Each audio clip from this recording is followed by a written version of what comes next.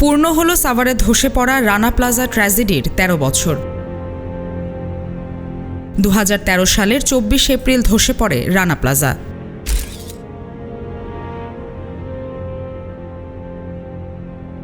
শুক্রবার সকালে দিবসটি উপলক্ষে রানা প্লাজার সামনে বিক্ষোভ মিছিল ও মানববন্ধন কর্মসূচি পালন করে বিভিন্ন শ্রমিক সংগঠন।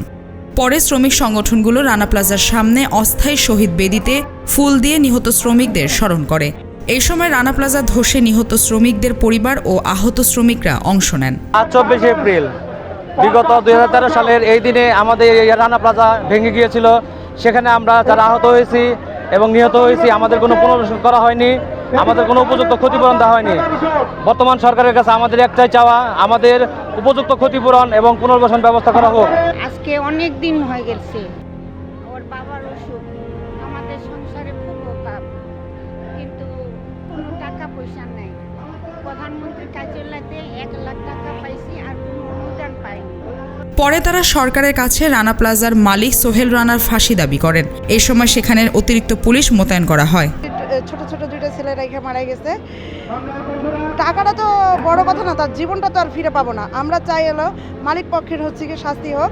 সার্ভাইভার অ্যাসোসিয়েশন সভাপতি এবং রানা প্লাজা আহত শ্রমিক, আমাদের যে দাবি এক জীবনের আয় সম পরিমাণ ক্ষতিপূরণ, স্থায়ী পুনর্বাসন এবং ন্যায় বিচার।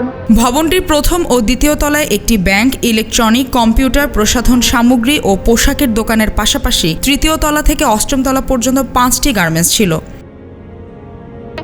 পৃথিবীর মধ্যে সবচেয়ে ভয়াবহতম নিষ্ঠুরতম শ্রমিক হত্যাকাণ্ড ঘটেছে। 13 বছরে আমরা দেখলাম যে 13 বছর আগে যখন এই ঘটনা ঘটে তখন অনেকে অনেক সমবেদনা জানিয়েছে, তাদের শ্রমিকদের কথা বলেছে, কিন্তু 13 বছরের মাথায় এসে আমরা দেখতে পাচ্ছি যে তারা সবাই, সরকার, মালিক শ্রেণী সবাই শ্রমিকদের কথা ভুলে গেছে, রানা প্লাজা শ্রমিকদের কথা ভুলে গেছে। রানা প্লাজা ট্র্যাজেডি বিশ্বের একটি আলোড়ন সৃষ্টিকারী সবচেয়ে বড় শ্রমিক দুর্ঘটনা। ভয়াবহ এই দুর্ঘটনায় 1138 জন শ্রমিক নিহত এবং আহত 2438 জনকে উদ্ধার করা হয়। মালিহা চৌধুরী, আয়না টেলিভিশন।